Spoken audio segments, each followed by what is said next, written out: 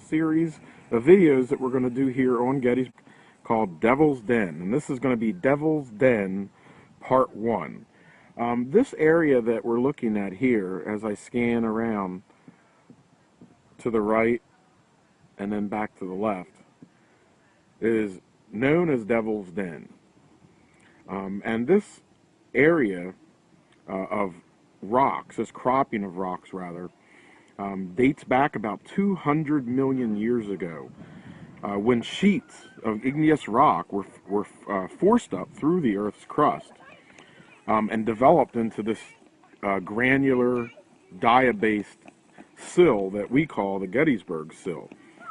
Now, the battle that was fought in this area on July 2nd of 1863, and we hear a lot about the battle around Devil's Den, but the battle was basically an effort by Confederate forces to drive the Federal Army out of what this Gettysburg sill that we call.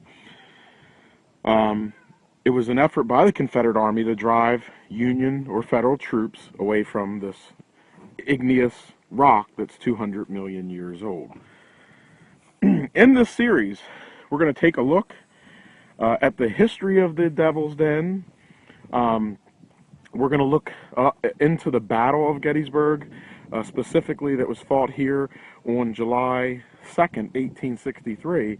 And we're basically going to do an in-depth tour of the rocks, inside the rocks and the caves, the actual spot that we call the Devil's Den, and then just famous rocks, rock carvings, and little secrets of the battlefield that can be found here in this area. Again, this series is probably going to be one of our more popular and numerous series, and we're going to start it right here off with Devil's Den Part 1.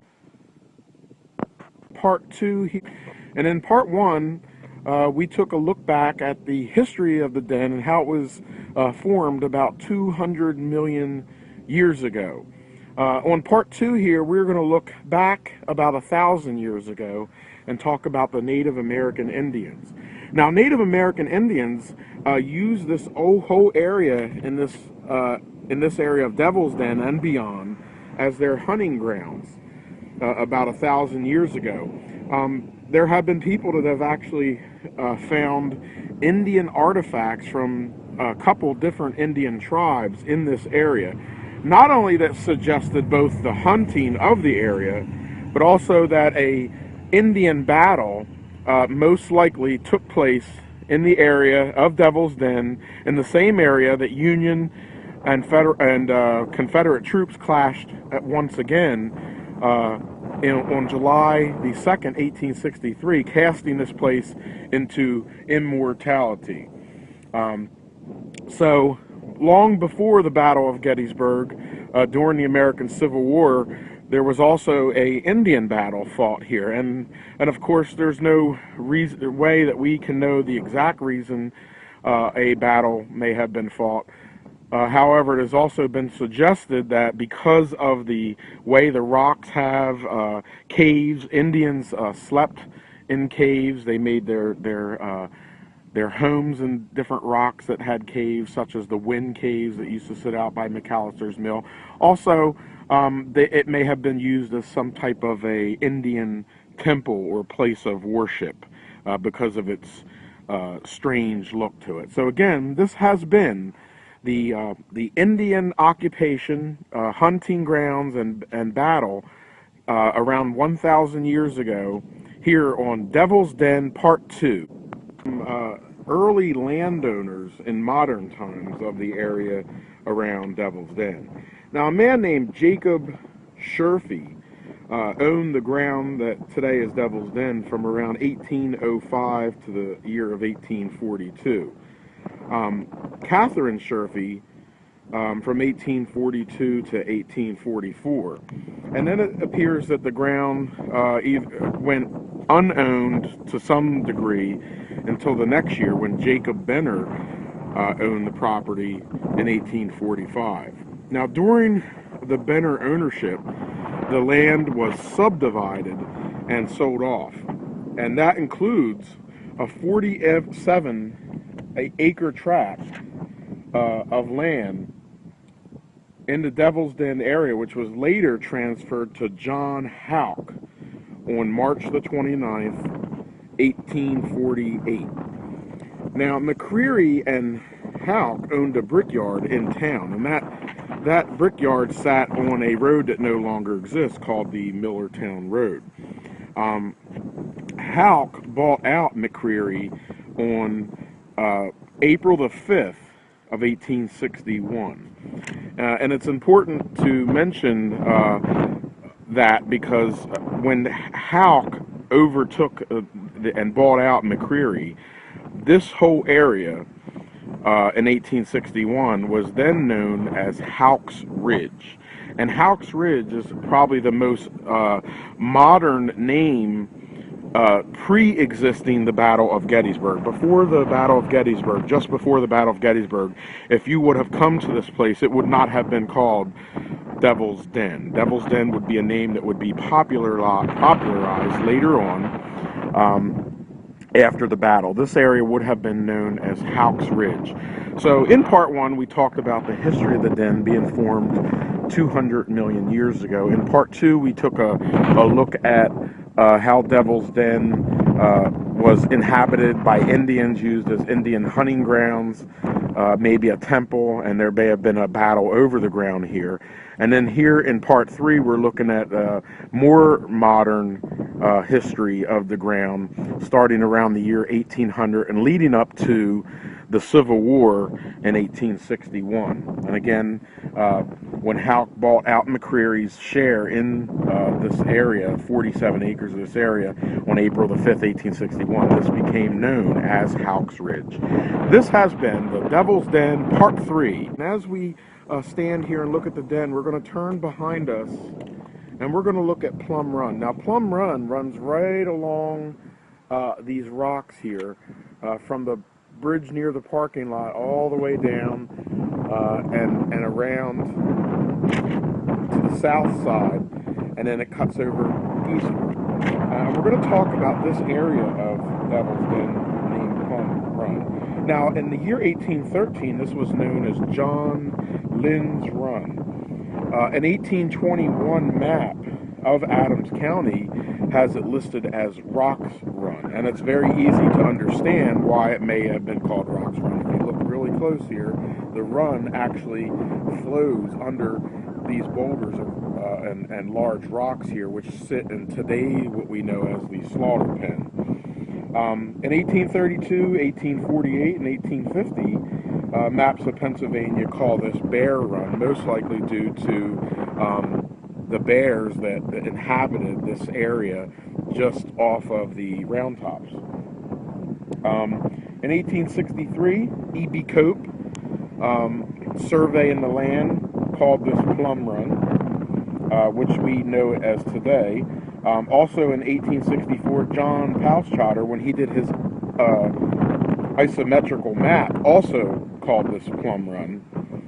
And then finally in 1873, when the first guide to the Gettysburg battlefield was written, it was also called Plum Run, and that is the name that stuck here for this run that goes just to the southeast of Devil's Den. So this portion of this video on our series here at Devil's Den focuses on the history of Plum Run and the names that it held from as far back as we can trace. This has been the Devil's Den Part 4, Devil's Den, that sits here right in front of the parking area here at Devil's Den. And we're going to talk a little bit about where Devil's Den got its name. One of the earliest mentions of the name Devil's Den from what we called Houck's Ridge in Part 3 would have been penned by a man named Francis Stoke. He was a soldier, that was stationed at Camp Letterman. We did a video series on Camp Letterman that you'll want to go back and watch so you can get an idea of where Camp Letterman was. He wrote his brother on October the 26th, 1863, and he wrote, "As though native in some wild freak had forgotten herself, and piled great rocks in mad confusion together. This place is known as Devil's Den. And of course, Devil was also the name of a large Pennsylvania black snake that had inhabited this area and was seen by local residents prior to the Battle of Gettysburg. But the coining of the name Devil's Den can go back to that letter written on October the 26th, 1863 by a man named Francis M. Stahl, as he wrote a letter about the confusing nature and the strange nature of these large cropping of rocks that sit here in what we call the Gettysburg Sill today. Of course, others who had fought here and seen the intense struggle over this rocky ground also had coined the name Devil's Den. Early guides such as John Batchelder was also one to have known to use the name Devil's Den very early and just months and years after the actual Battle of Gettysburg. And of course, Devil's Den is the name that stuck finally with this place, and is the name that this place will forever be known as. This has been Devil's Den, Part 5. Part 6 here, and today we're going to talk about the name Devil's Den. When the term Devil's Den is used, often it's used to describe this entire area of rocks that we've been looking at in the first 5 parts. As we continue our tour through Devil's Den, however, we're going to talk about the actual Devil's Den and what it was intended to be. First, before I do that, I want to go over here and we're going to look at this rock here that seems to have a piece missing out of it. And that rock is actually right over here. It actually was struck by lightning, fell on the ground in the late 1800s. Today this is called the Devil's Bath because it always seems to have a pool of water in it most of the year. Now the name Devil's Den, though attributed to the entire body of rocks, was actually meant to be the spring at Devil's Den, or the cave in which the snake, the black snake, made its den in the rocks, and that would be right over here. So if you want to get technical, the area that we call Devil's Den would be here in this cave, and we're going to go ahead and take a walk into the Devil's Den in the cave of rocks, and you'll have to bear with me because these spaces can be very confined.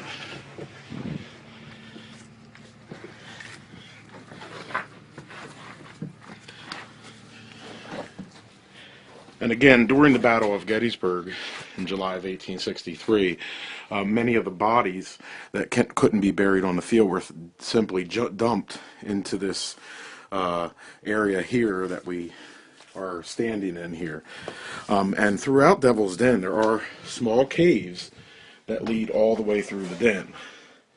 And you can see outside here, and then down here there's another cave.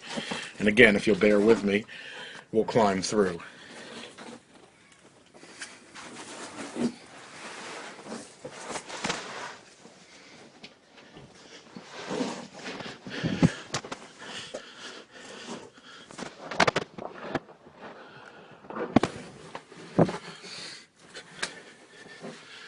And again, exits and more caves. Let's proceed here, and again, bear with me as I crawl into these very tight spots here in the underneath the massive boulders of Devil's Den.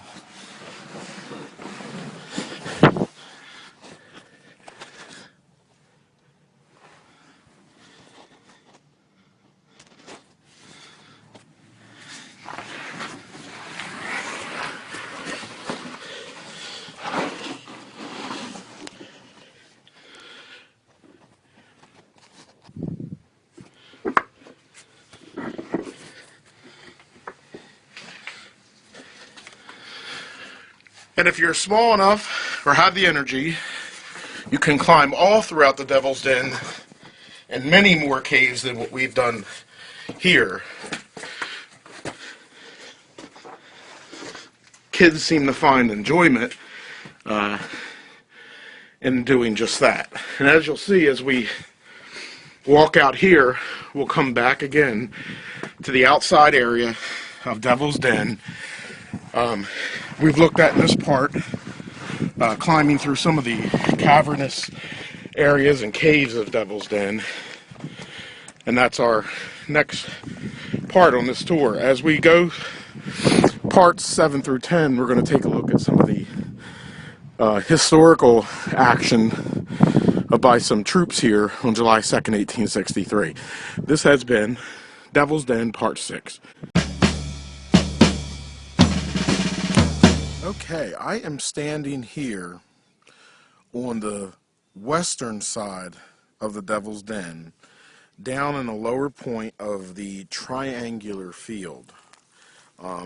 Triangular field is part of the Devil's Den, and it's actually one of the more visited spots, strangely enough, on the Gettysburg battlefield. And it's more for the paranormal or the ghost activity that has claimed to have been in this part, rather than the history, which I think is sad. And I think, you know, to come here and say, oh, I see this and I see that, without even knowing what happened here, having a full knowledge, is you know, pushing history back and, you know, a hobby first.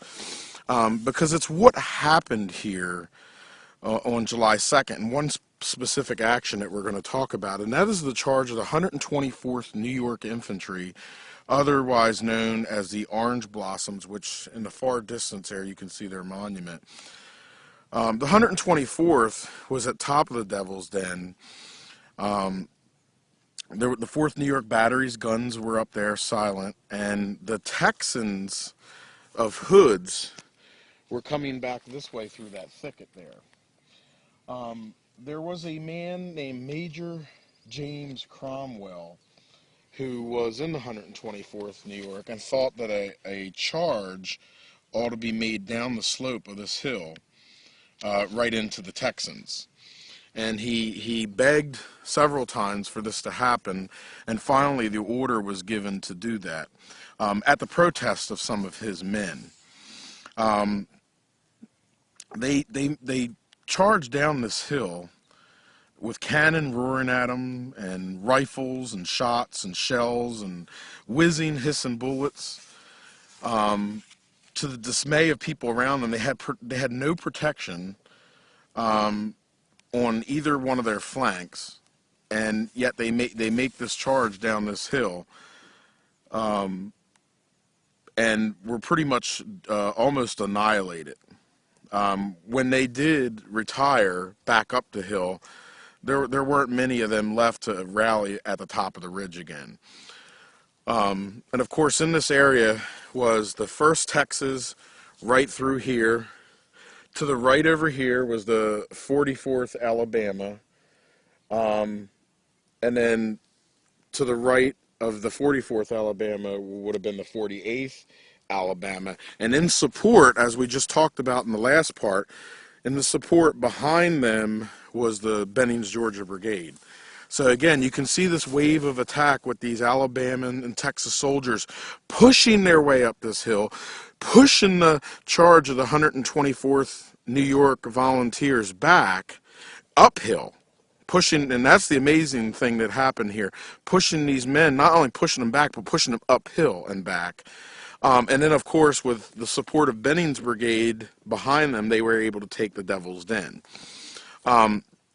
So thus, the reason for the terrible fighting, Hood himself was wounded in the arm and pretty much lost the use of his arm for the rest of his life because of that. And again, this is very rocky, very hard sloping ground, strange croppings of rocks all over. But that's what makes, I think, the paranormal, you know, the death studies of this particular field so interesting, is because something very, very, very terrible did happen here. There was a lot of death and destruction in these very fields that we stand now. And of course, you know, people come here today and feel that the spirits of those men still linger on the battlefield, whether that's to be proven or not, you know, is debatable, and it's a matter of one's own opinion.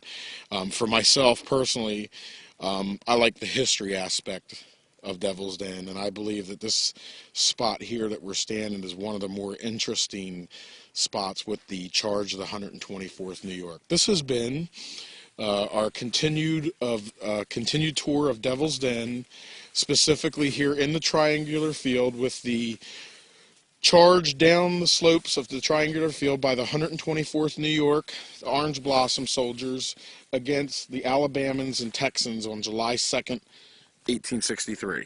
The 4th New York Battery and the Gettysburg Devil's Den Witness Tree here in Devil's Den for Part 8.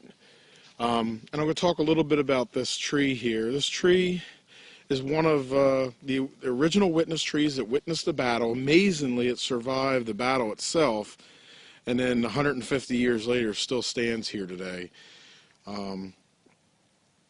This battery here of guns is the 4th New York Battery, which at the time of the assault of Hood in the distance there, this battery supported the 4th Maine, whose monument sits just down the hill. You can see just the spire of the obelisk there. But this battery was in support of the 4th Maine Infantry, and they were on the extreme left of the 3rd Corps line. During the action here of the Texans and Bennings, these guns were captured by Confederates. Their last position was to the right and rear until about 6 p.m. But these guns were actually captured here during the attack of Hood on the 2nd day of 1863. One little note nearby here is a rock carving of, and it says P. Noel. It's really well done, and it stands for Park Noel, who was actually by trade a rock carver. And he may have had something to do with the 4th New York Battery's either monument or the base. So, of course, he, as you've seen in the New York monument on Culp's Hill, sometimes guys that worked for companies who placed these monuments came here and carved their names in the rock along with the locals. We're standing pretty much at the top of Devil's Den now, the highest spot here on Devil's Den. And this is where the battle shifted. This is where the Confederates finally were able to push and capture the den before having to retire here and not being able to capture Little Round Top. They would actually make their way over here into the slaughter pen and then make that attack against the 20th Maine in that direction here. And of course a couple attempts up the slopes of Little Round Top, but were not able to take that high ground. The 99th Pennsylvania fought very, very hard in this protection of Devil's Den, and just on the other side, of course, was the Orange Blossoms from the 124th New York, which we talked about in the charge down triangular field. In a nutshell, the Confederate infantry's attack on July 2nd from Seminary Ridge struck the left of Dan Sickles' line. For about 2 hours, one Union brigade in this area and 2 batteries of artillery took the full blunt of the battle. Of course, with the survivors of this falling back in that direction to Cemetery Ridge. This has been Part 8 of our tour of Devil's Den, looking at the 4th New York Battery in support of the 4th Maine Infantry, the 99th Pennsylvania, and the Gettysburg Witness Tree, and the Park Noel rock carving over here on the rock. 9 of our Devil's Den tour, continuing the tour. And we're sitting on the we're standing here on the south side of Devil's Den. There's a small wooden footbridge here, and we're going to talk about a few little carving markings here. The rock that I'm standing on, and let me move off it so I can get it in the photograph. There's your bridge, and just to the right, if you walk over here, this rock here that overhangs the parking lot is the Tipton Rock. It's also the local trash can. But probably uncle of William Tipton was John Tipton. And you can see where he inscribed his name in the rock here. There's actually several rock carvings on this rock. One of them is over here. And it can be hard to see some days, but it's actually raining today. And you can see it right there. It says WH. So there's the initials WH there. And then over here is another one that says JF something R. That's a little hard to see. I'm going to have to take a picture and then go through it. But there's a rock carving here. And then you see all these little rough spots here. There's another one. There's another one. And there's another one. And what those rough spots actually are the work of government chiselers. In 1894, by 1894 rather, I'd say, the whole area of Devil's Den was just nothing but graffiti. There's a famous picture, and I'll post it later, of Maurice Fox, who was an earlier visitor to Devil's Den, and he wrote his name huge on the rock. Of course, graffiti births other graffiti, and before you know it, the whole area of Devil's Den was nothing but filled with graffiti. And then in order to stop it, the government chiseled a lot of the graffiti away to try to stop the graffiti from happening. Now, of course it doesn't. People still come here today and, with chalk or crayons or even paint sometimes and desecrate the rocks. But the government made an attempt in 1894 to chisel away. And here's one that's been chiseled that still has a date. It looks like it says 1871. And probably what that means is a lot of the rock carvings that do exist in Devil's Den, in the immediate area of Devil's Den, were probably done after the government chiseling of 1894, or if they did predate that chiseling, they were in positions where it could not be seen or weren't even known about, such as the David Forney carving on top of the Elephant Rock there that you see in the distance, where behind that in the distance further, the Flag Rock. Those were rocks that were more difficult to climb, nobody suspected anybody would go up there and carve, so that they were missed by the government chiselers. This has been the Tipton Rock here on the south side of Devil's Den, part 8 of our Devil's Den tour of the Gettysburg battlefield. Devil's Den is such a fascinating area, and there's so much more to see that I'm not able to explain. There's so much more of the battle aspect that I'm not able to do in just 9 videos. So I'm going to leave this open and fluid for future editions. But I'm going to end here at the Table Rock, which is probably the most famous rock and, the most intimidating rock here in Devil's Den. And of course, it's, it is one of the spot, probably the most photographed rock and spot for people to pose and take pictures. And as we walk underneath the Table Rock, and a lot of people like to get their picture taken under this rock with their hands on it like they're holding it up. As this is one of the spots where a lot of the government chiseling happened. I mean, it's all over the rock in an effort to stop the graffiti in 1894. And of course, it didn't work because, as you can see, people come here today and, write or paint their name on the rock. Of course, the paint will eventually erode away, and it's not a national monument. It just kind of makes it look a little ugly in the beginning. It's kind of a strange coincidence though, because it's neat to see a lot of these old carvings, and they almost become part of the battle. They become part of the battlefield, even though they may have nothing to do with it. So in one sense, you want to see a carving here and there, and then in other senses, you don't want to see it over graffitied. So my own personal opinion is that some is okay, but not overkill. Again, this is the Table Rock, and it's just this huge boulder that, somehow with the creation of this outcropping of rocks, just this huge boulder ended up resting on top, through this seismic and volcanic activity that happened here 200 million years ago.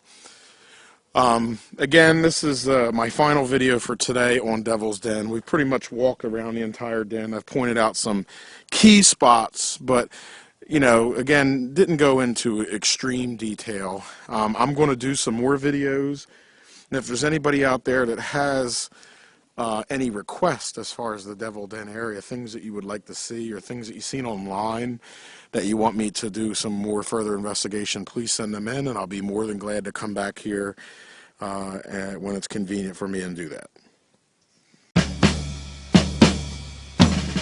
Okay, this is going to be Devil's Den Part 11, and I am standing here at the site of the famous Alexander Gardner photograph of a dead Confederate sharpshooter, where a picture was taken of a dead Confederate sharpshooter, which he entitled Home of a Rebel Sharpshooter.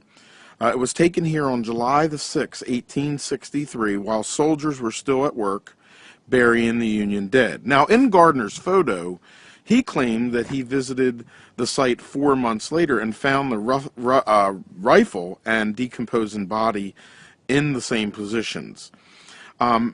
We do know now through research that the man that was in the photograph, the soldier that was in the photograph rather, was not here and killed in this spot with his rifle leaning in the position against that stone wall.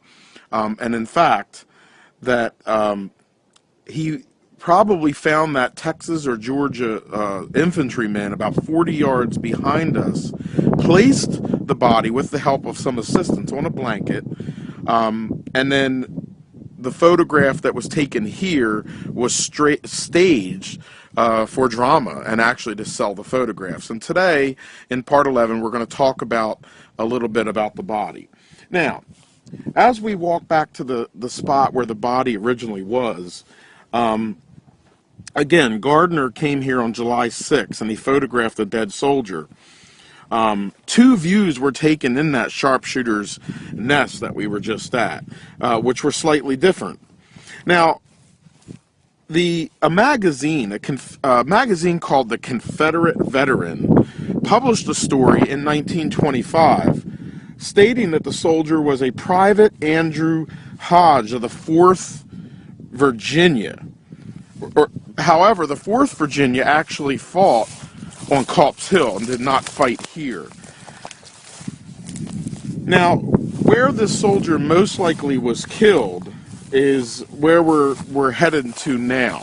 I have called this rock the Snake Rock, and what I'm going to do when I post the video here for Devil's Den of Part 11, I'm going to post a picture of the same soldier that's in the famous sharpshooter nest, laying dead in front of this rock. And this is about 40 yards away from where we started. In front of us is the south side of the triangular field.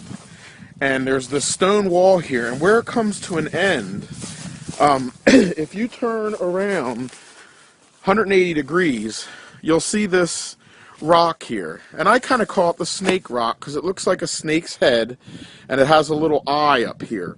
And the original position of this dead soldier was right here in the ground in front of this rock. And basically what happened was when Gardner came here on July 6th, Union burial details had already begun burying bodies. He most likely traveled here from the Rose Farm just across the way in the distance right over there. Probably came across the Rose Farm, the Timbers Farm, and then made his way into the Devil's Den area. Photographed the picture of the dead Confederate soldier right here on the ground. Though it was a shot that had drama in it, it wasn't really a perfect setting. And even today, most people don't even realize or have never even visited this rock. It sits kind of off the beaten path a little bit. And to give you an idea where we're at, the sharpshooter's position where we started out with is right here.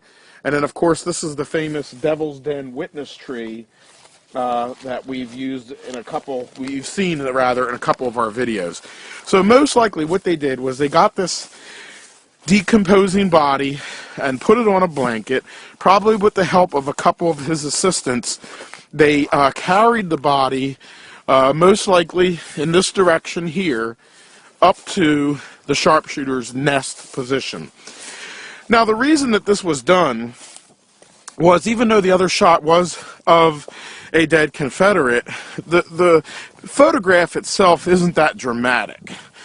So he probably thought to reposition the dead soldier in another position where a story could be told that would be believed, and a more dramatic shot taken. Now the reason that I believe that the other position was taken first is, why would you take a perfect setting like what we're going to now and then go to an unperfect setting? So again, the soldier's body was drug up here, repositioned on the ground, his accoutrements were placed by his side, and then his rifle, with the butt plate facing the camera, was placed against the stone wall, as you can see in the original Gardner photograph.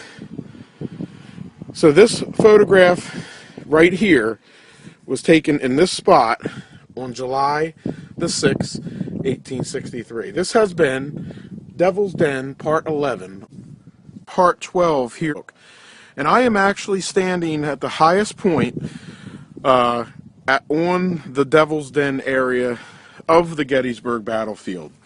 I'm standing at the position that is the most key when talking about or interpreting the battle here at Devil's Den. This position is a place where probably not many soldiers, north or south, would have a desire to stand on July 2nd of 1863, around 4:30 to 5:30 in the evening.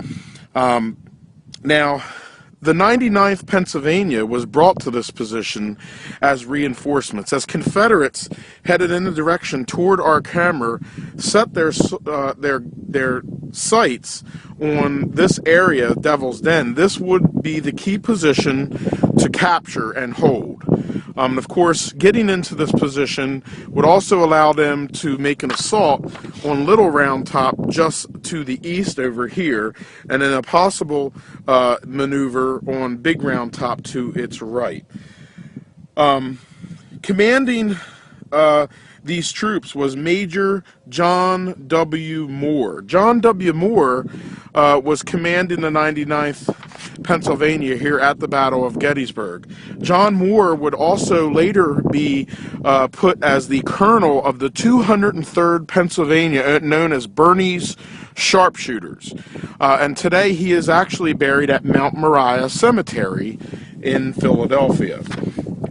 John Moore, under the command here, has the distinction of having the only soldier that had a Medal of Honor winner for their actions here at Devil's Den, and that would have been color bearer Harvey M. Munsell, who was recognized by General Ward and then later, a few years after the battle, be awarded the Congressional Medal of Honor for his actions here at Devil's Den on July 2nd, 1863 at 5 p.m. Again, this is the key position, the high point of Devil's Den, and we're here beside the 99th Pennsylvania Monument here at the top of Devil's Den. This has been Devil's Den Part 12 here on the Table Rock here in Devil's Den, and I'm going to do Devil's Den Part 13. This is going to be just on the Table Rock here, or some like to call it the Pink Panther Rock. When you look at it from the other side, it resembles the Pink Panther. And I want to talk about a photograph that was taken here in 1887, where there was some graffiti on the outside of this rock that was later removed by government chiselers in the 1890s. And some of the more, I'll show you the scratch outs, and then later I'll post the picture up. Right here, where you see this scratched out portion right here, in front of us, right here, used to be really large.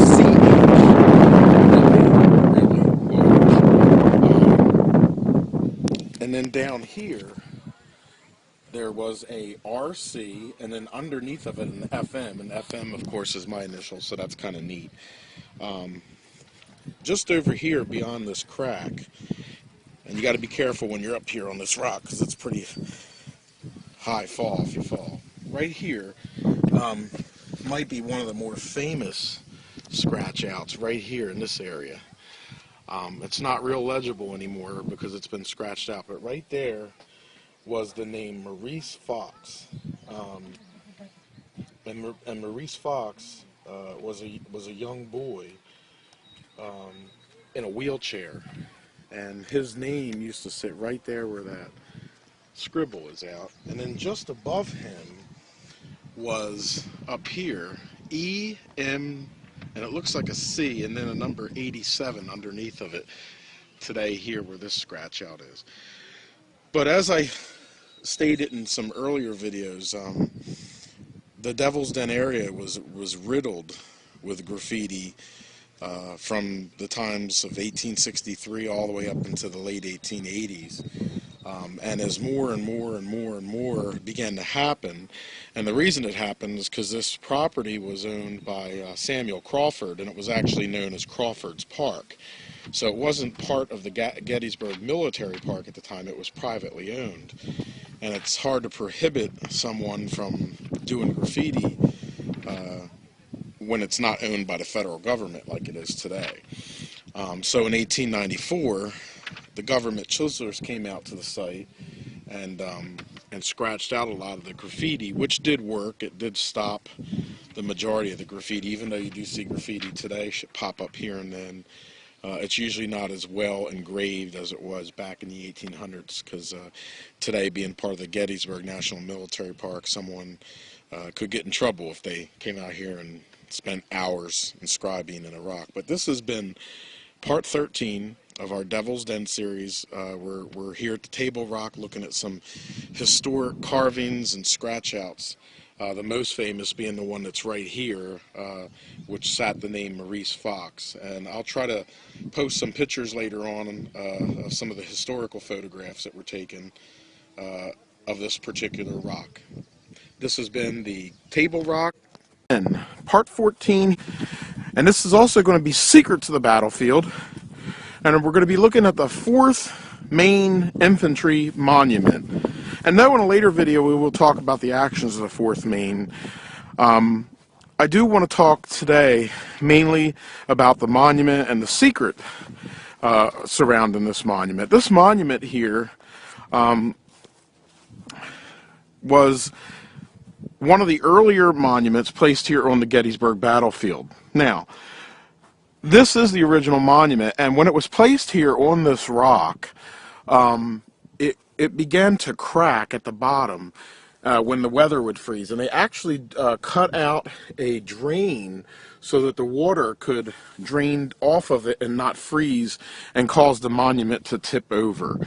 One of the things that people don't realize about this monument here is that before it was placed, most likely a couple years before it was placed here, someone had actually marked the area where the 4th Maine was engaged in Devil's Den on a boulder, a rock carving made that still sits here today. And it says 4th ME. And someone had marked this in a boulder for years and years and years. A bush had grown up in front of this and had covered it. And it was, in the last 25 years, uncovered. And again, this was marking, the 4th Maine, was probably the original monumentation of that regiment here at Devil's Den. And again, if you just turn slightly behind, you'll see the 4th Maine Monument. Again, this has been Devil's Den, Part 14, area, Part 15, and we are in this this brushed area here that was once known as Tipton Park. Now, Tipton Park was a ground that was originally owned by Levi Mumper, and then later the Tiptons founded it here, and this was during the years of the Gettysburg Electric Trolley, the late to late 1890s, late 1880s. And I did a video earlier on the Trowel Rock, which we see here in front of us. And this rock, of course, is famous for having a 1890 photograph of a horse drinking, because it has a water trowel that's been cut out of it. It always has water in it, and then of course it has, it used to have some piping that would go here to a spring that sat behind it. And just on the other side of this rock was the Tipton Gallery. And then of course this whole park area had a playground for children, and the Gettysburg Electric Trolley passed just a couple yards here to the west of it, and it would stop here, and the people would get off, and this is where they would go with their guide if they were on a guided 25-cent tour, or they could get off on their own on the 10-cent tour and walk around the area of Devil's Den, the Slaughter Pen, and Little Round Top here, because the trolley passed right by here on its route. But Tipton Park, you know, was at one time a booming tourist center, you know, that had hundreds and hundreds of visitors here in the park every day. Of course, in 1901, the Gettysburg National Military Park Commission condemned the land, and the buildings were dismantled.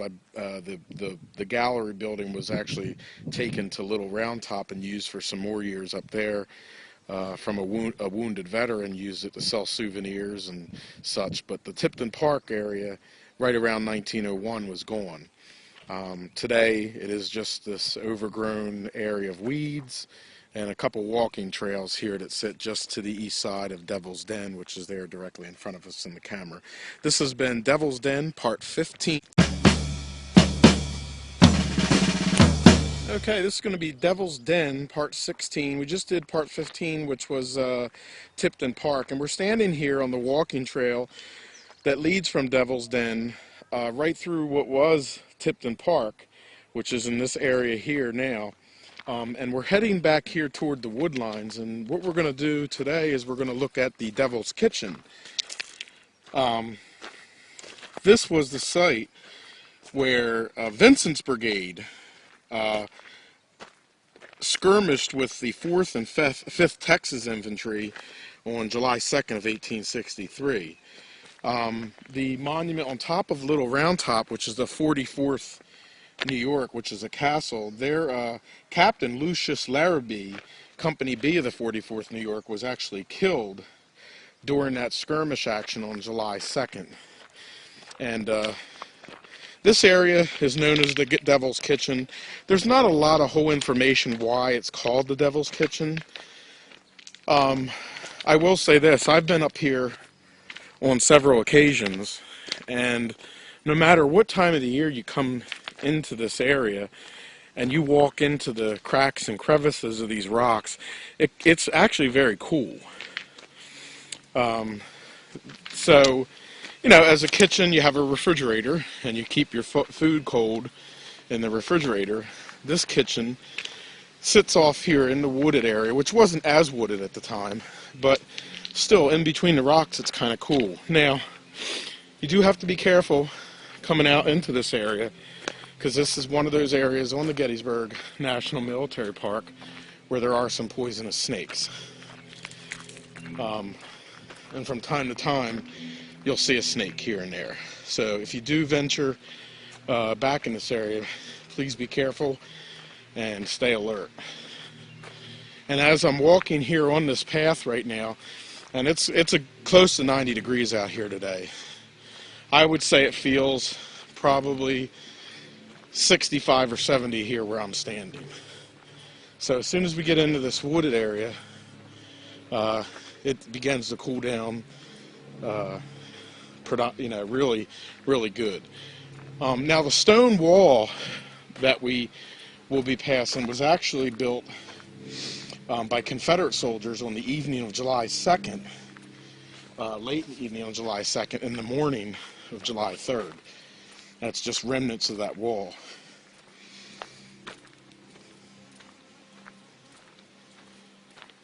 It's a little bit of a walk, so like I said, if you do venture up here, just be careful, keep on the alert.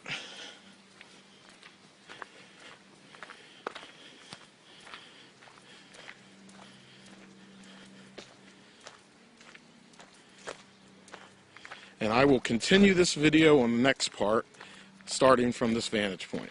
17, the walk to the Devil's Kitchen. And as we continue our walk, and we're looking at Devil's Den in front of us, as you continue to walk up to the trail, and when you come to these double logs here on the road, you can actually see, if you turn to the right, the rocks of the Devil's Kitchen. And there's two ways to get to it. You could either cut through the woods, which we're going to do now, or you could continue on straight up to the big round top parking area, and there will be another trail that would take you back there. Now in the summertime, when there's a lot more trees out and ticks and bugs and things like that, I would recommend continuing to walk up to the Devil's Den parking area and then down the trail. However, since it's April and the winter just got over and the trees aren't in bloom yet, I think it's safe that we can venture on here through the woods. So let's go ahead and do that. We're going to walk over to the Devil's Kitchen here, which is just here east of Devil's Den. Devil's Den being in that direction over there. Now, the Devil's Kitchen is very similar to Devil's Den. It's an outcropping of diabase granite material like we talked about in the original Devil's Den Part 1 video. And the rocks rival those of Devil's Den. However, it's a little bit more spooky because they're usually in the shade and it's very cool. Thus the name Devil's Kitchen. In a kitchen, usually have a water source. In a kitchen, usually have a refrigerator. This is kind of like the refrigerator of Devil's Den. It sits in the shade. If you climb into the crevices of these rocks, it's much cooler than if you were out in the Devil's Den area. Of course, with not the trees being in leaf right now, there is more sunlight. This is going to be Devil's Den Part 17, 18 on Gettysburg Battlefield Facebook, and we're here at the Devil's Kitchen, just east of Devil's Den. And these rocks are very spooky because they're really set up in shades, and they have perfectly smooth walls that are pretty well at right angles. And unlike Devil's Den, this area was never developed. There was never roads brought through it. There weren't rocks mined from it for monuments. And it is a spookier area. It is also an area where there are snakes, so you do have to be careful.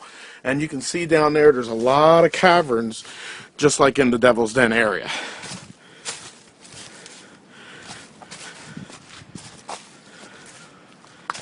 And as we continue our walk here, one of the front door, as we like to call it, to Devil's Den would be here, looking back this way. And it's an area that you can go into. Again, there's a lot of caverns in here that are deep. and they're very cool. As I'm walking through here now, the temperature has dropped significantly. It's actually probably, instead of being in the 60s, it's probably in the low 40s. And again, as you can see, the walls are at perfect right angles. Very damp, very cool, very eerie, and very spooky. And this is one of those off the beaten path places of the Devil's Den area that not many people know about, and even people that do, a lot of them don't visit.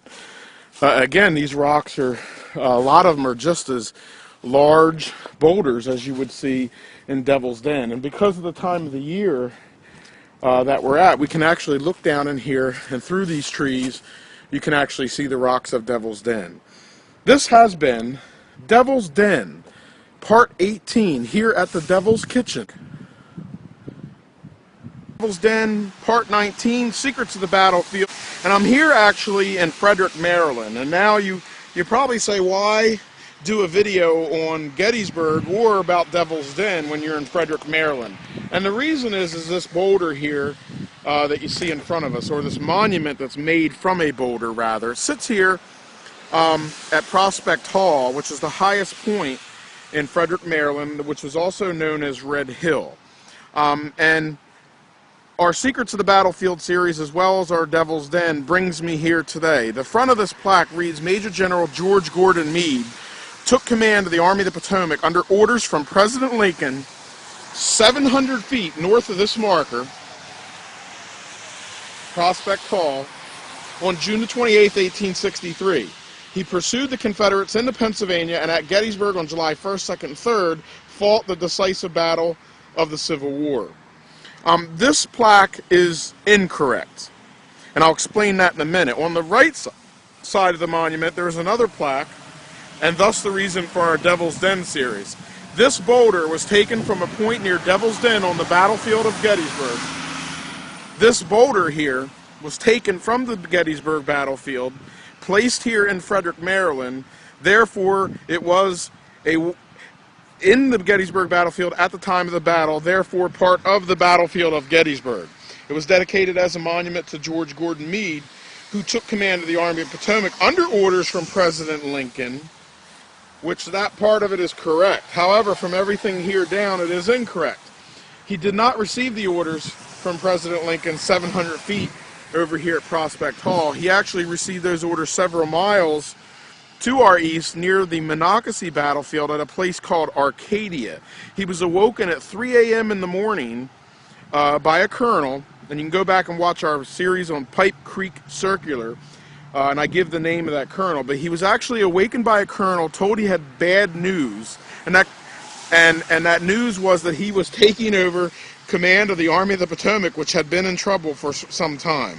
He then moved with his staff to this hill and this hall here, this mansion rather, which was at that time the Army of the Potomac's commanding general, Joseph Hooker.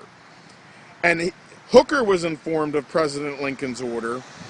Hooker resigned here, and Meade accepted the resignation and began command of the Army of the Potomac. And then, of course, this part is correct.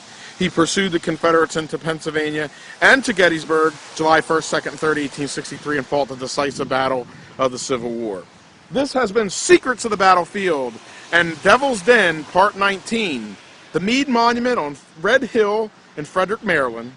Den area. I'm looking at Devil's Den in front of me, and I am standing on the Elephant Rock. Elephant Rock is one of the biggest rocks to the south of Devil's Den.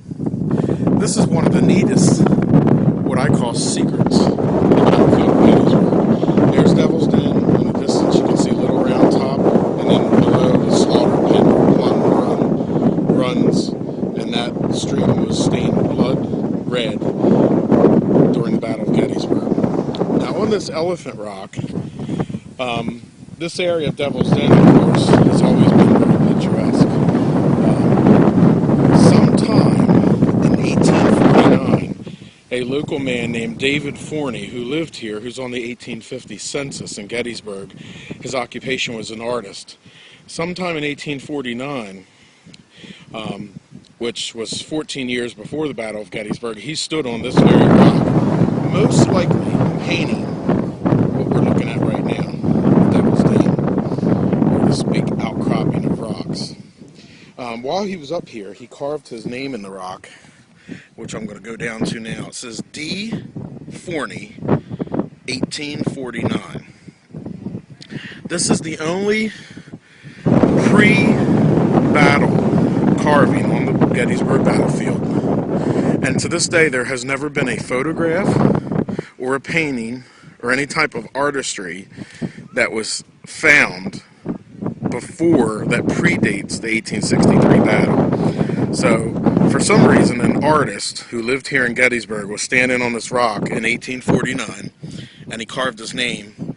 And here we are, well over 150 years later, and that carving still stands here to a testament.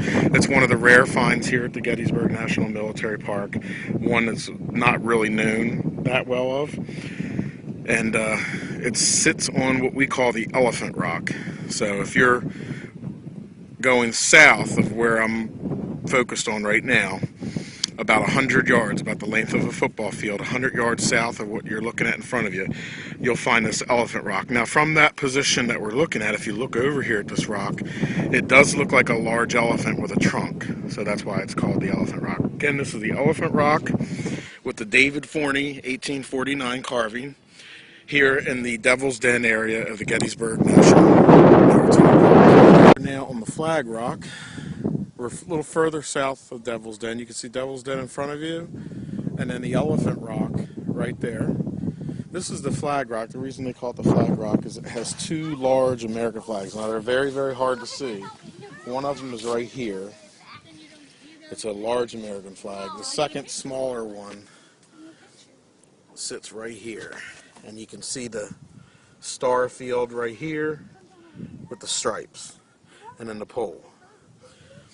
And then there's a carving that says UFS 1873. Now just next to this flag rock, in the distance, you see that rock over here, and that is part of the Gettysburg Quarry. A lot of the steps and monuments, bridge bases from the Gettysburg battlefield were quarried out of that quarry right there. That's the quarry rock. Of course, this is the Flag Rock. In the distance, we have the Elephant Rock, and then just to the north, Devil's Den. This is one of the secrets of the battlefield of Gettysburg, the Flag Rock here in the Devil's Den area of the Gettysburg National Military Park. I'm standing here on top of Devil's Den. We're looking into the Valley of Death area over here. And this morning I posted a video on John W. Tipton's house, which you can go back and watch that video. And in that video I mentioned that he carved his name in a rock here on Devil's Den, and we're going to take you to that site now. If you come to Devil's Den and you cross this little wooden footbridge here, you go across the footbridge and then up to this rock. And you want to be careful in the wet weather because these rocks can be very slippery.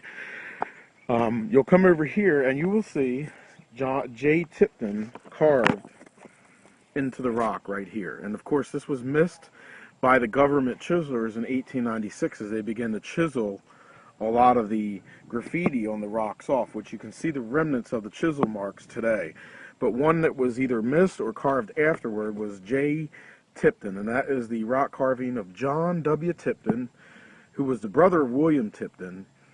He carved his name here in the rock near the top of Devil's Den, not far from the footbridge. This has been the John W. Tipton carving in part 23, as well as Secrets of the Battlefield. And I'm here near Devil's Den. You can see in the distance the Table Rock, and as I turn over here, you'll be able to see the 40th New York Monument and then Little Round Top in here in the distance. And this video is going to be on a little secret that not many people know about because they don't get the opportunity to stand where I'm standing. I'm here on an elevated area where the Crawford Avenue in the distance meets the road and comes up toward Little Round Top here. In our Gettysburg Electric Railway videos, we did videos where we came off around Devil's Den and shot right by this area. Now, the Gettysburg Electric Railway went through this area, went right by where I'm standing, and then across the road. And if you remember, there was an accident that took place in the early 1900s right here on this road, where a man standing on a fender of a car collided with a train. And if you didn't go back and watch those videos I did on the Gettysburg Electric Railway. Now, when they were building the tracks and the roadbed for the railway, they destroyed a lot of the original boulders that were standing here in the Devil's Den area, as they did when they built Crawford Avenue here. Destroyed the landscape that was here in 1863. The boulder that I'm standing on here was one such boulder that was about to be destroyed. It was being drilled, and this is the secret. If you're on this boulder today, you can still see where they were drilling the boulder over here, and then all the way down, and they were about to knock this piece off, and then of course up to here. Down near the bottom, right over here, there is a piece of a drill bit still stuck in the rock. So apparently this boulder was a pretty rough boulder to drill. It was breaking drill bits, and it was probably thought of not to continue taking this boulder down for the roadbed. So it was saved and salvaged, and it sits here today with its damage that probably goes back to 1892 to 1894, just before the railway was built. Not many people out here that come out to Devil's Den know about or get to see this rock because of its location. It sits in a really dense stickers and wild berries and these real rough trees. There's also a lot of ticks out here in the summertime. We're here in November, but come summertime, this whole area is just overgrown. I've been able to knock myself through a pathway here, and you can also come in through the drainage ditch over here to the side of the rock. But if you come over here today, you'll still see the remnants and a drill bit stuck in the rock here at Devil's Den. This has been Devil's Den Part 23. Okay, this is going to be Devil's Den Part 24. And the rock that we're looking at here in front of us is known as the Smirking Rock. If you look at the rock, it's got a smirk on it. It smiles. It comes back and smiles. It looks like there's a little eye there.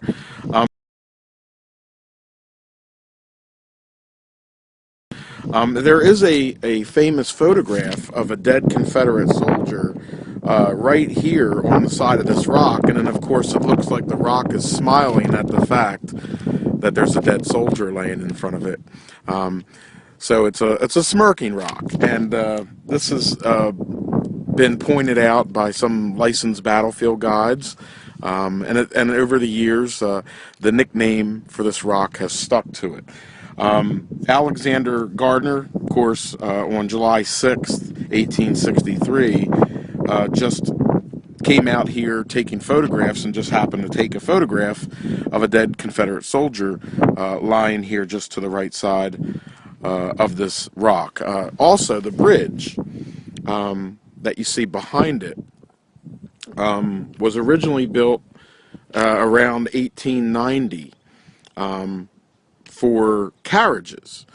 Carriages would cross the bridge, and of course that's why the bridge has a stone foundation. You don't need a stone foundation for a small wooden bridge. That's the original foundation for the bridge. The bridge was put in here, and of course later on Warren Avenue, which came down and by the den here, was established around 1903. So again, this has our continued tour here of Devil's Den. This has been Part 24, the Smirking Rock and the Carriage Bridge. In Part 25, the Walled Rock. And this rock is named the Walled Rock because of a famous photograph that Alexander Gardner took here of Alfred Rudolph Wild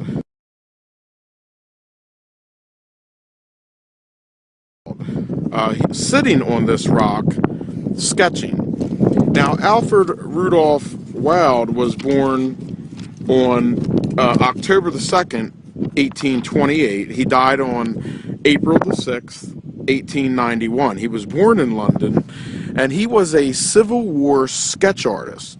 And during the 1863 Gettysburg campaign, he was employed by the New York Illustrated News, and he actually made several sketches as an eyewitness of the Battle of Gettysburg, including one of the only eyewitness accounts to sketch Pickett's charge.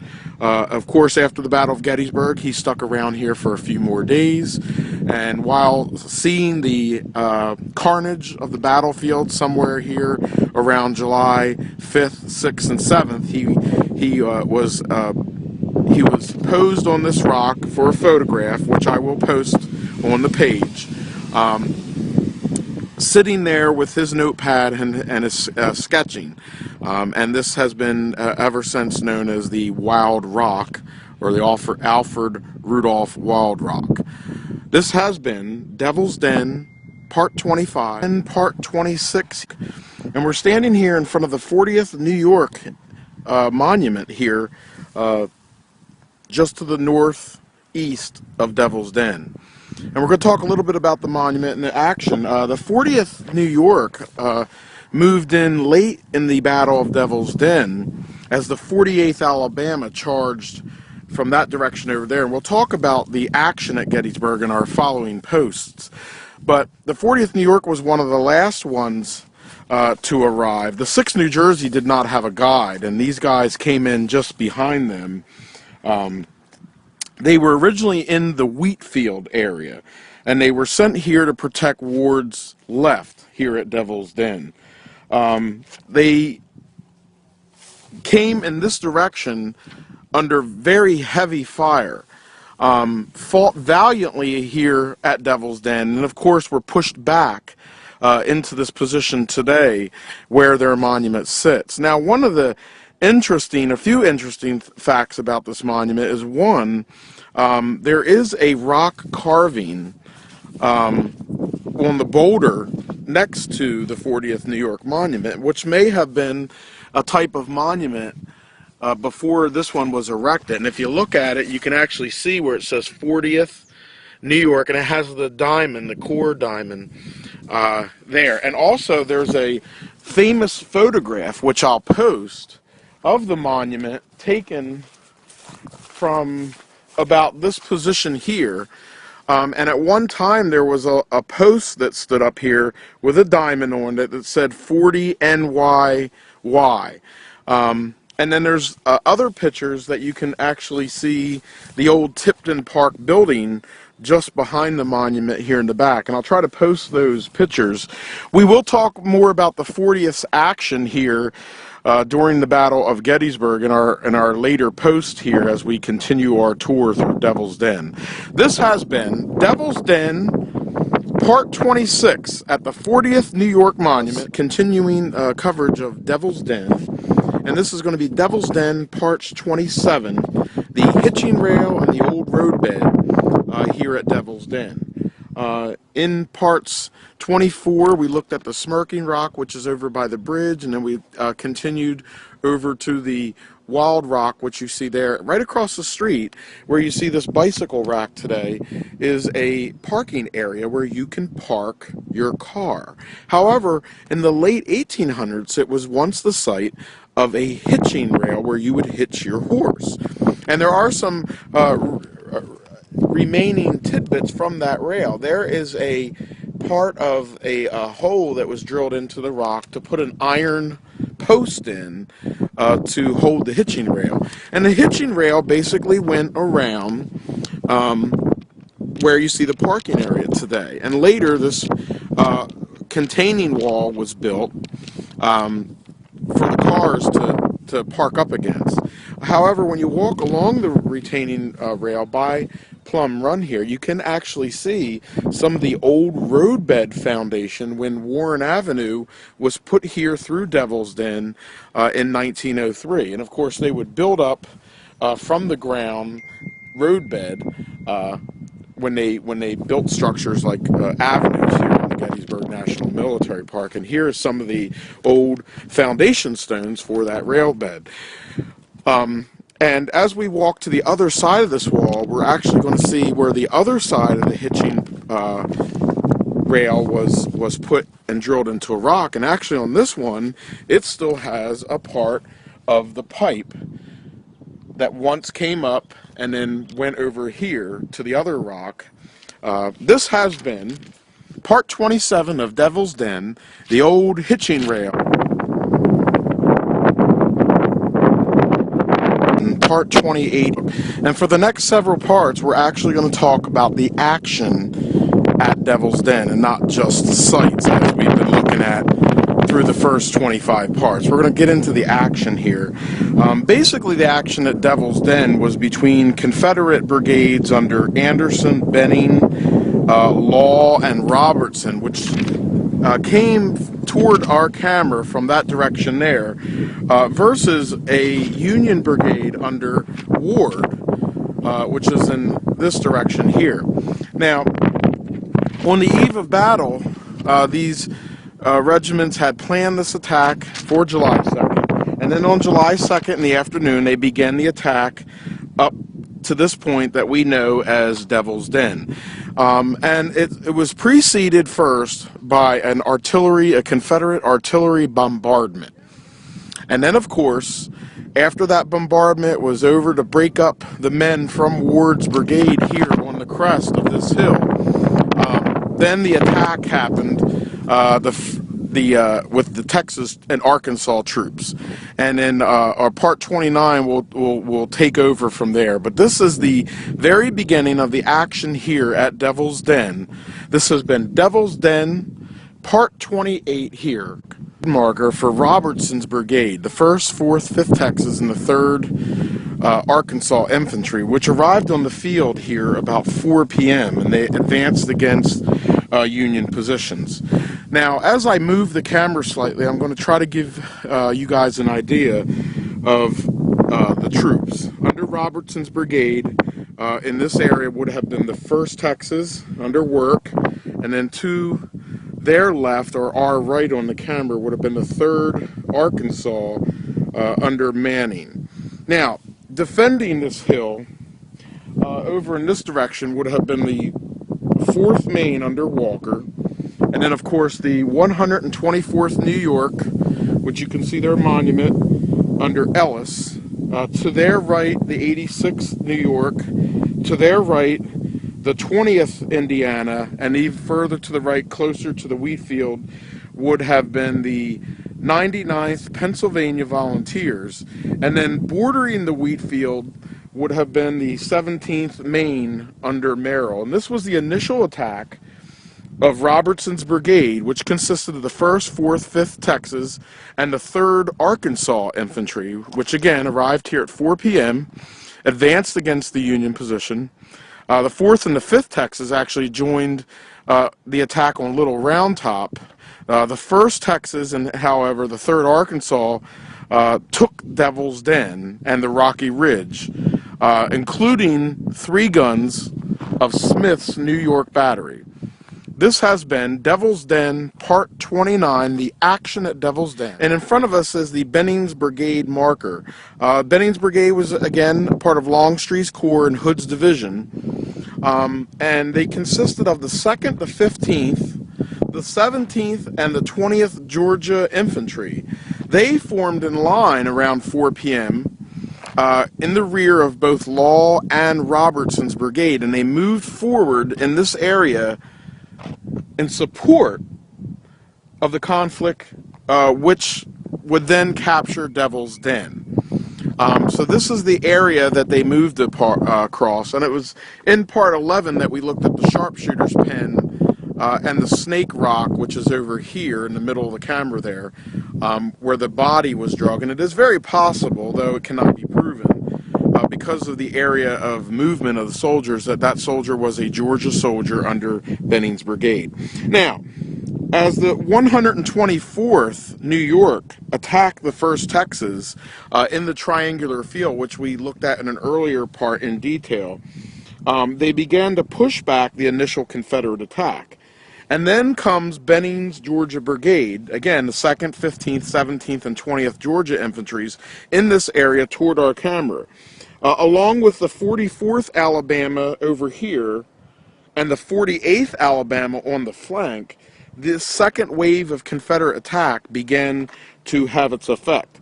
Again, the 4th Maine is over here defending, and then the 124th New York, to their right, the 86th New York, the 20th Indiana, and the 99th Pennsylvania, which had been near the end of Wheatfield, actually began to move toward the rear, and then they would come up behind the 124th New York Infantry, not too far from where their monument sits today.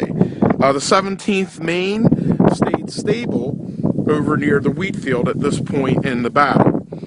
This has been the action around Devil's Den, Part 30, Benning's Brigade, here on at Gettysburg Battlefield Facebook. 31 here on Gettysburg Battlefield Facebook. And this next stage in the action here at Devil's Den, we're going to look at the attack of the 44th and 48 Alabama regiments, which attacked from this area over here, where you see the Elephant Rock today. For anyone's vantage point, if they want to see this, I am actually standing on the top of the Confederate sharpshooters pen here at the Gettysburg National Military Park, and you can get an excellent vantage of this attack. As Benning's Georgia Brigade began to support, the 1st Texas under work began to push forward once again, pushing the 124th New York and 86th New York. They actually had Arkansas troops on their left, which is to the right of our camera, supporting the 1st Texas. The 44th Alabama pushing forward here and here, and then on the flank, the 48th Alabama, which at this point began to push the 4th Maine, which had been in this area, back in the direction toward where their monument sits. At the same time, the 99th Pennsylvania, which again had moved behind, actually began to move forward here in support of the 124th New York, the Orange Blossoms.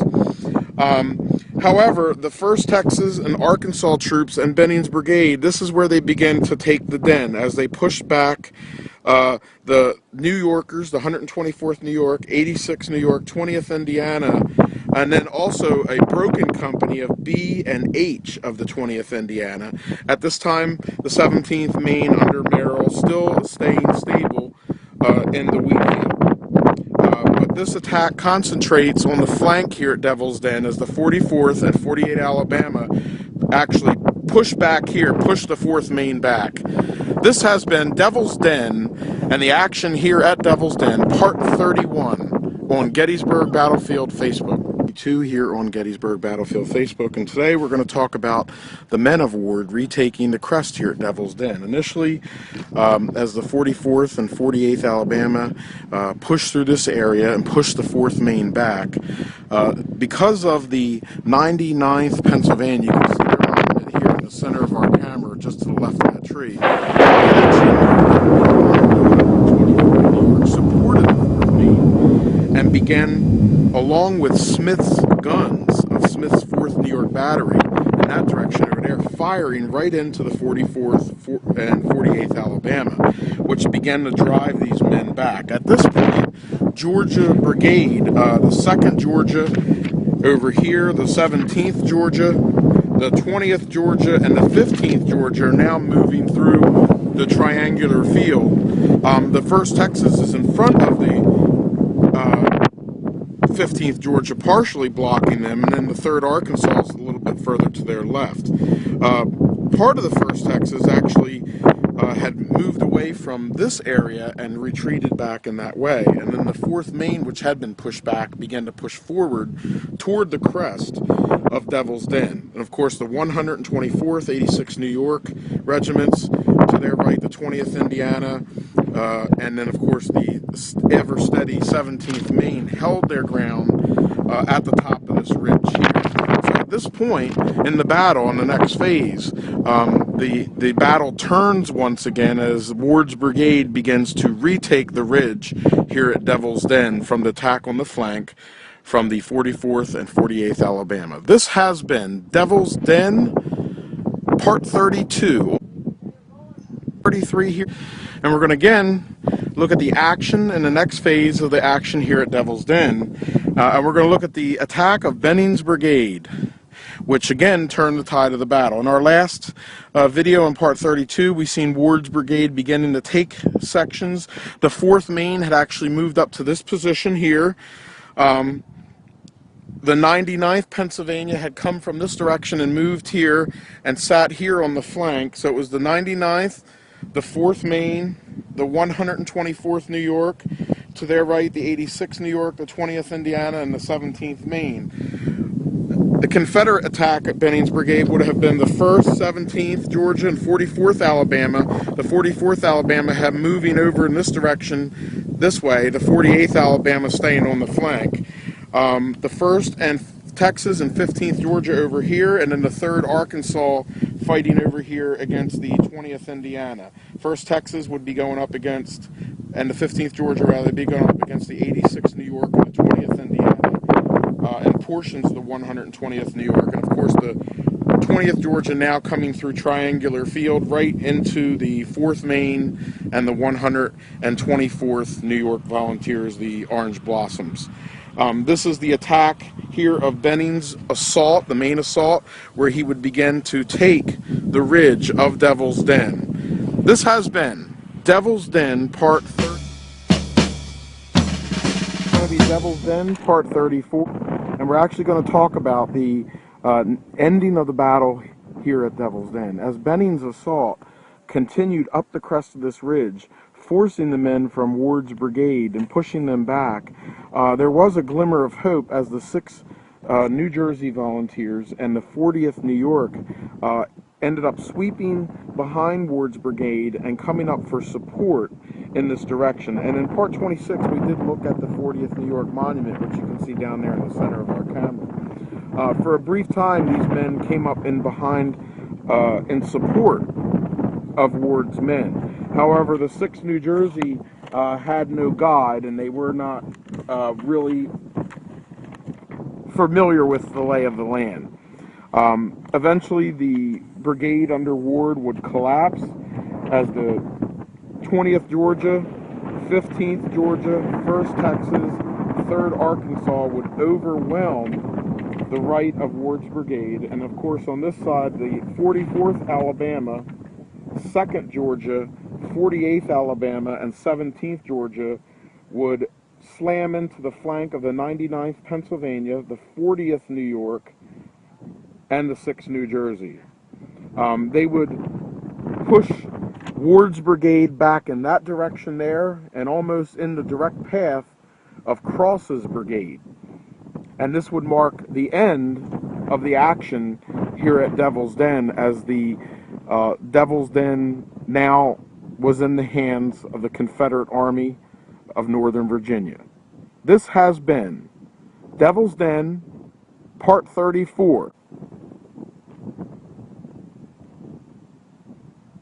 Part 35, and we're actually walking along a roadbed that used to be the Gettysburg electric trolley from 1895 to 1916. This was a electric trolley that came through the town and through the battlefield, desecrating parts of the battlefield. And of course, where we're standing is the roadbed, which is today the Boy Scout walking trail that wraps all the way around Devil's Den. You can see the Devil's Den witness tree in the distance, and of course over here at one time sat the Timbers farm, which no longer exists. Only some foundation stones and ruins from it exist.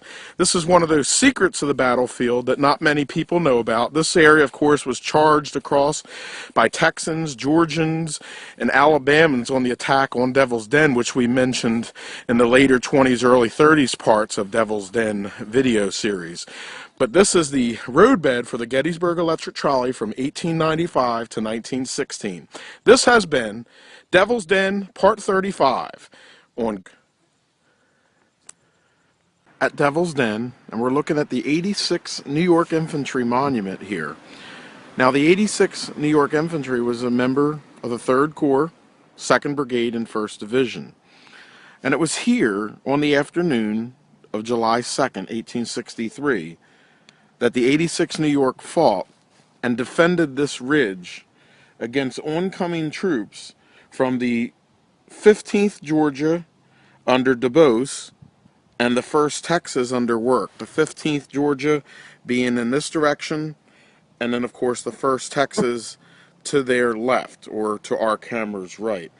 And it was the 86th New York that held this position throughout the entire battle of Devil's Den. Of course, we looked at parts 30 through 35, the action at Devil's Den, and you'll see me talk about the 86th New York being to the right of the 124th New York Orange Blossoms, but we couldn't see their monument. So this regiment rather had 11 men killed.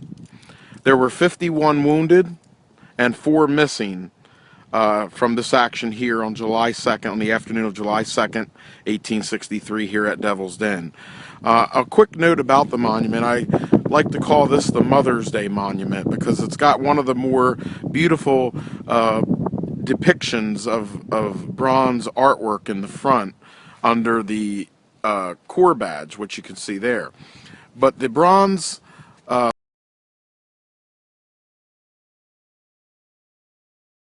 plaque on the front has a photo of a mother grieving over her dead son, and underneath of it, it says, "I yield him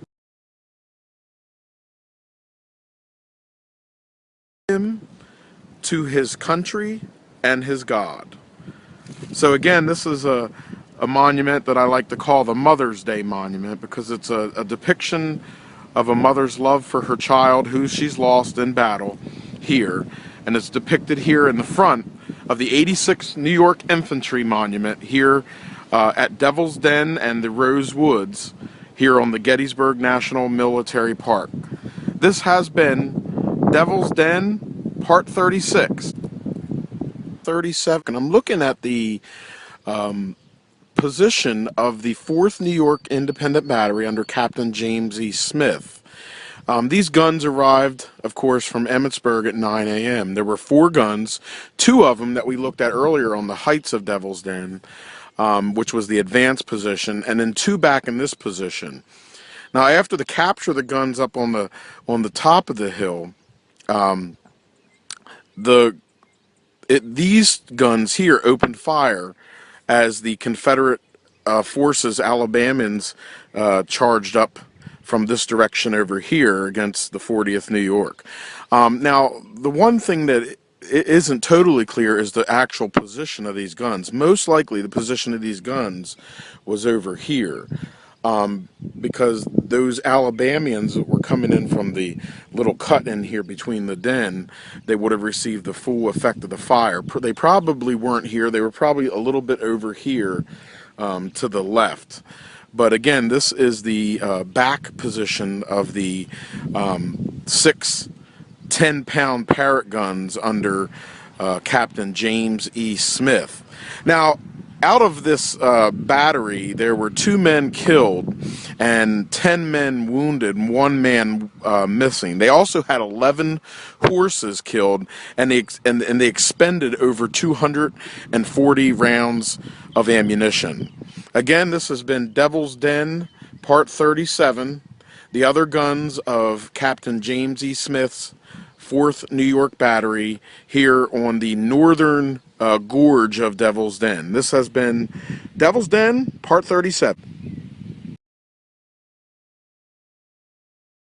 Hi, this is Frank from Gettysburg Battlefield Facebook, and I just received a message a few moments ago from a local lady, Tony O'Donnell, who sent me a message, and it said that the clips that I do here give her and her children something to do and something to go and look at that maybe she didn't normally see. It's messages like this is the reason I do this. I actually got a few questions that I was answering the other day online about when I started the site and such, and I'll get more into detail on that in a later video.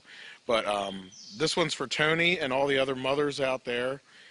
who spend time with their children, because that really is that means a lot to me. That's what this website is about. It's not about attaining glory or saying, I've spent more time and you know McPherson's barn than anybody on the planet. There's no ego involved. I've said it right from the beginning. This is about the Gettysburg battlefield, not about Frank Marone. But for all those mothers who spend time with their kids, appreciate these clips that I do on history, this next one's for you.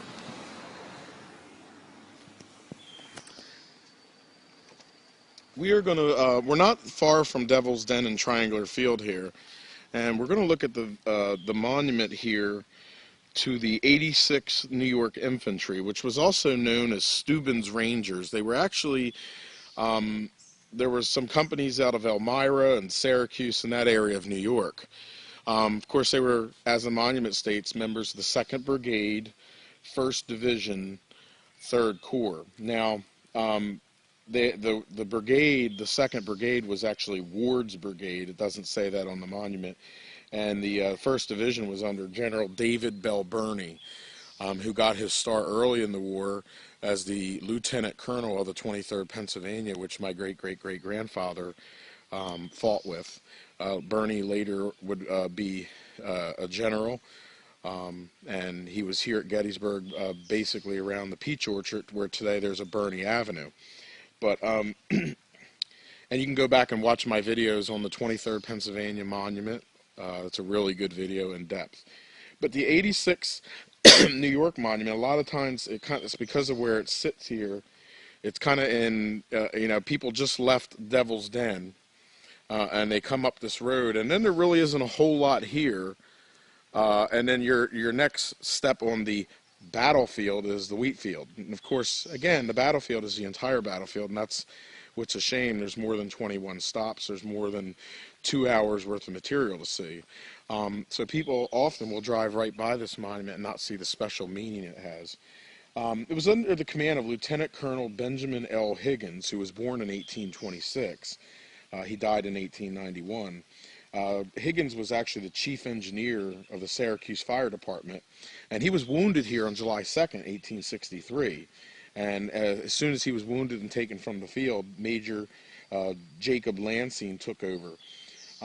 Now, the 86, along with the 20th Indiana,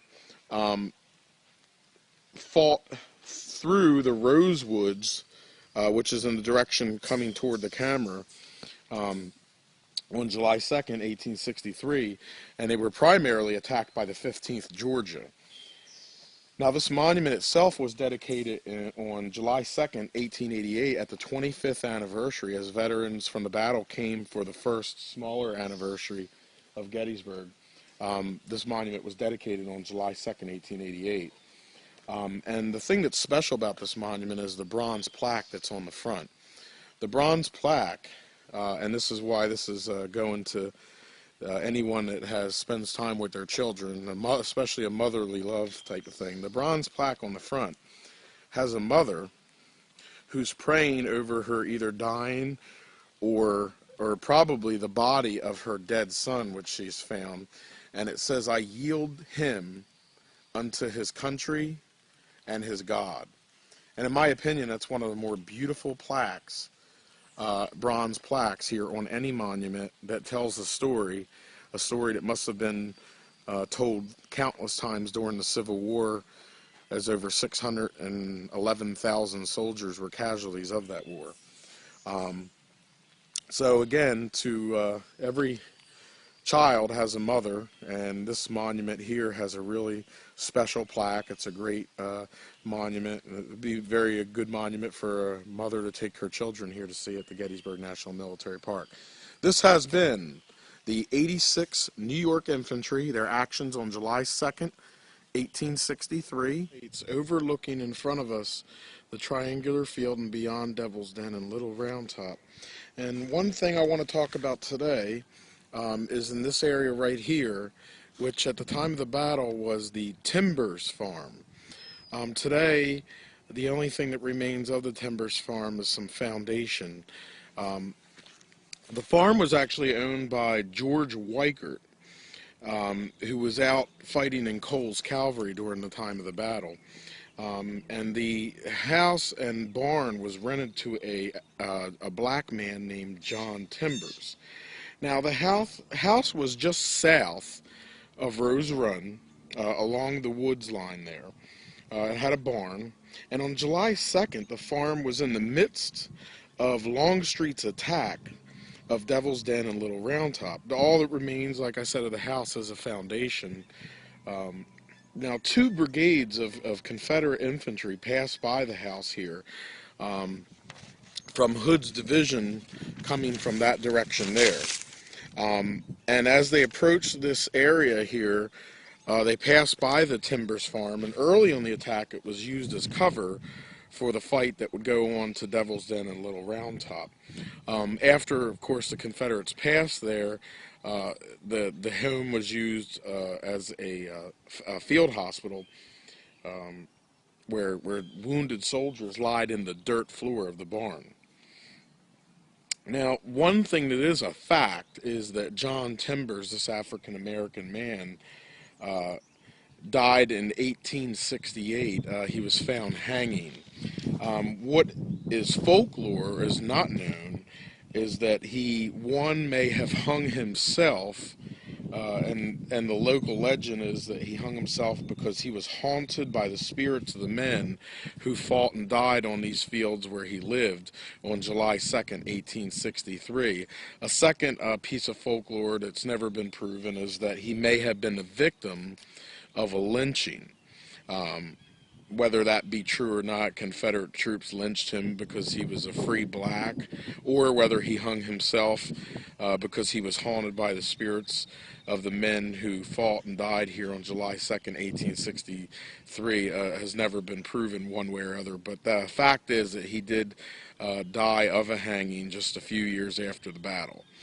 Again, this is the site of the Timbers farm that sat here in front of us, just behind the triangular field area, and then of course behind that Devil's Den and Little Round Top, and the fighting that took place here on Longstreet's assault on July 2nd, where two brigades passed by this farm on their way to Little Round Top. This has been the John Timbers farm. Okay, this video is going to be on the John Timbers farm, and also as a part of our Devil's Den walking tour here on Gettysburg Historic Walking Tours. Now, this farm itself receives very little attention of all the farms here at Gettysburg.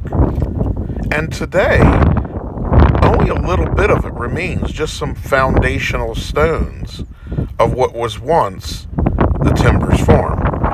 And if you think of where it's at and its location, which is between the Rose Farm, Little Round Top, the wheat field, this farm and what remains of it now that we've been walking through was occupied by an African-American man named John Timbers. And you can actually see the foundation stones here, the door, and that's pretty much it. Dirt floor.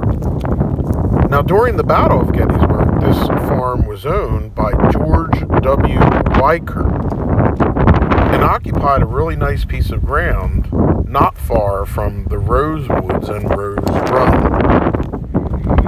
On July 2nd of 1863, this farm was in the middle of a terrible inferno that was part of General James Longstreet's famous attack toward the previously mentioned sites. There were probably 2 or maybe even 3 brigades that made their way by this farm on the attack of July 2nd, 1863. As it passed around and through the yard of the house. General Anderson's Georgia soldiers surely used this farm and its structure for their wounded, and maybe even for cover during their advance on Devil's Den and Little Round Top. Now, Devil's Den, commanded by the guns of Smith's batteries on Houck's Ridge, which we talked about in the previous video, was only a few hundred yards away from this farm. And they probably headed quickly for the ravine in the front until the guns were silenced. Through all the carnage that the farm witnessed and survived the battle, although scarred like many of the other dwellings in Gettysburg. After the Civil War, an African-American, John Timbers, took ownership of the farm away from George W. Weiger. Now, when General Warren came back to survey the field for the creation of a map that he would later publish in 1888 with the terrain of Gettysburg, the farm took the owner's new name. Today, I'm going to show you how to get from the farm back to the closest site where you can park your car. So just follow along with me as I continue the story of the farm as we walk back in toward Rose Woods, toward the Weibel's Quarry site, which we also did a video on in the past that you want to go back and watch. Now, there's not a lot of records about the transfer of ownership in this farm. There is a lot of lore that resides in the rest of the story. And again, it's more folklore than proven fact, but this is how it goes.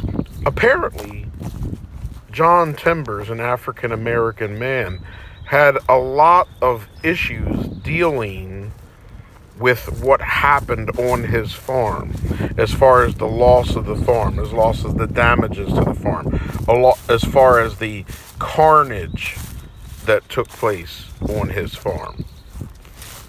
And because of that, which today we may call PTSD, John Timbers apparently hung himself in the barn of the Timbers farm.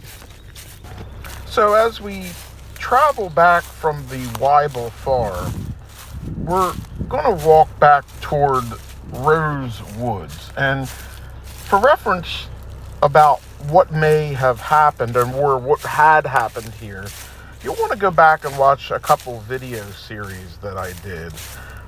One of them being the George Rose Farm, which also has the attached video of the Rose Farm dead, so that you can see the aftermath of what happened on the Rose property.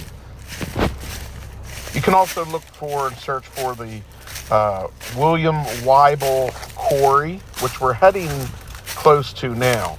And this will take us back to a area where I parked my car, where there's a road. And you can see here, and I did a video on this in the past, where rocks that were used for different things around the Gettysburg battlefield were quarried from this quarry. And often, as you see now, it fills up with water. But this is the site of the Weibel Quarry. So if you're near the Weibel Quarry and you're walking out toward the Devil's Den area, you will run in to the Timbers farm. And as you'll see here, when I climb to the top of this quarry and look down, you'll see the chisel and the drill marks that are still here in this diabase granite. I'll come over here to the edge, zoom down. You can see pieces of when the rock was being quarried. You can see the obvious drill and chisel marks. Again, if you go out to the Gettysburg National Military Park and you look at the battlefield, a lot of the bases that are on boulders, a lot of the steps that are used on the battlefield, whether that be to climb a feature like a round top or in and around the Devil's Den area, until recently when they were redone again, were quarried from quarries all over the Gettysburg battlefield. Earlier in the Devil's Den video series, I had taken you to another quarry out near the Flag Rock. But this is the Weibel Quarry. And then from Here, we'll just simply head right back. You can see the road here, and this is an alternative road that leads back over toward the wheat field, but more access is given if you want to visit the Groves Farm dead area. So again, we're back here near a road in the Gettysburg National Military Park where you can easily park your car and then walk over to the Timbers Farm. I want to thank you for watching this video series, and this has been Devil's Den, and I am historian Frank Patrick Marone Jr. of Gettysburg Historic Walking Tours. Thanks for watching. Please follow us on Truth Social as well as the video platform Rumble. Thanks for watching.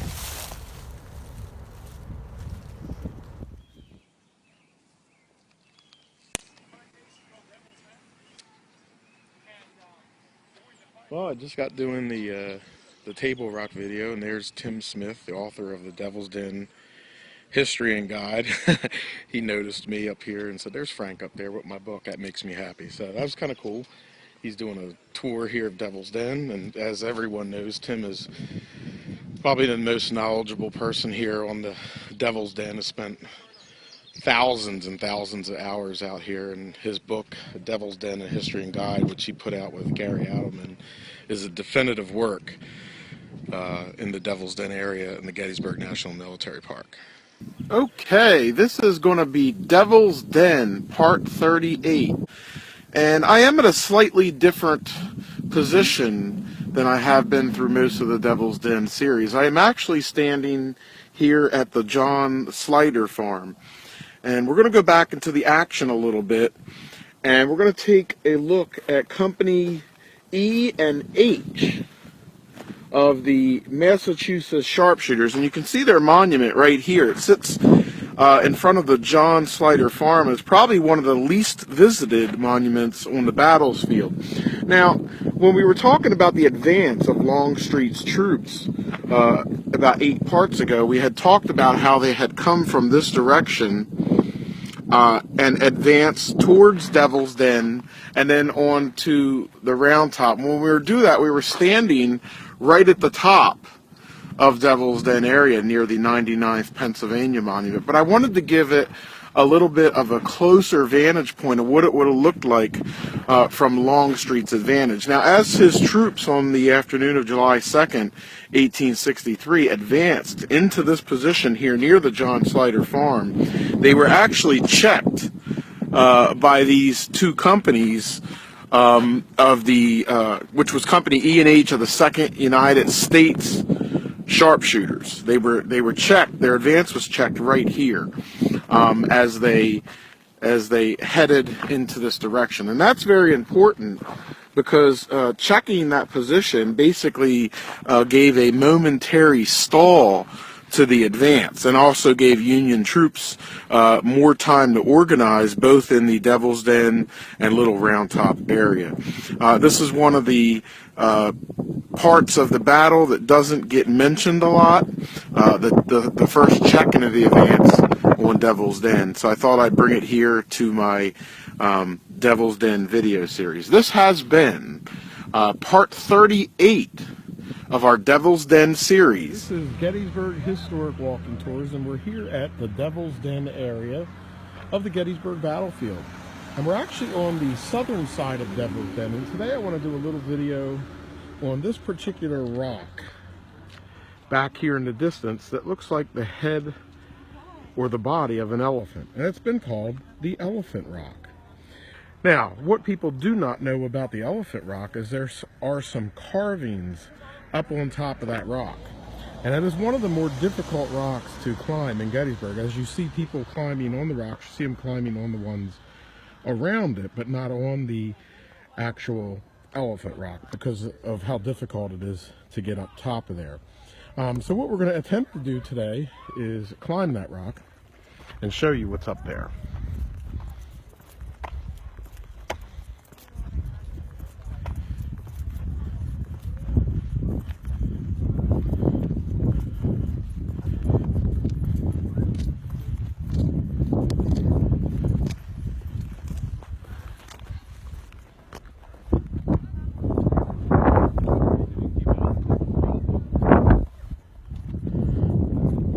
this path here over to the Elephant Rock.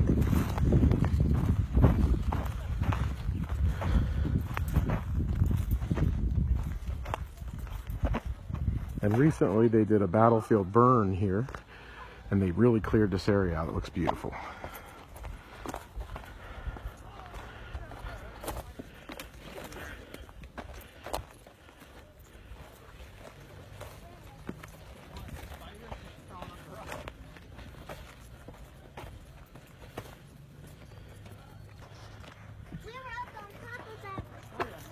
Okay, we've arrived here, and I'm going to cut this off for now.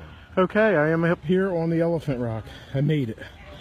And one of the secrets is there is a couple carvings. And this one says D. Forney, 1849. It's the oldest carving on the Gettysburg battlefield. It was carved there in the year 1849, before the battle, by a man named David Forney, who was an artist in Gettysburg. Also, you can see WTK. And there's several rock carvings up on top of this rock. So again, this is one of the secrets to the battlefield of Gettysburg here on the Elephant Rock.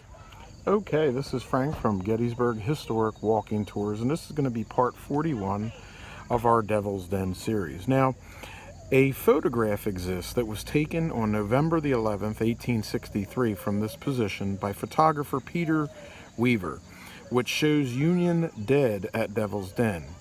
Now, this was strange due to the fact that all other photos were of Confederate dead. And also because the photograph was taken in November of 1863, the dead that were on the rocks had most likely been removed. The bodies that showed Confederate soldiers just days after the war were all bloated to the point where the bodies were disfigured and mangled. However, these photographs show Union soldiers at Devil's Den with neither their bodies being mangled, bloated, or bloodied. And that is because the photograph that was taken was staged by Peter Weaver, and it was actually Union soldiers and 2 embalmers. Now, one of the soldiers was Private Jacob Schenkel, who's a musician in Company I of the 62nd Pennsylvania Volunteers, which were a member of the 5th Corps and who fought under Jacob Schweitzer's brigade. Now, Schenkel, after the battle, spent some time caring for the wounded at Camp Letterman. The 62nd Pennsylvania was under the command of Lieutenant Colonel James C. Hall. Now, the men standing in the photograph on the left-hand side was Dr. Benjamin F. Lyford, and on the right standing was Dr. C.B. Chamberlain. Again, these two were at Camp Letterman, which is along the York Pike here in Gettysburg, and they actually are shown in photographs at Camp Letterman standing in front of their embalmer's tent. But this has been our next part here on our Devil's Den video series, which is part 41 of an ongoing project that we are working on. This is Frank from Gettysburg Historic Walking Tours.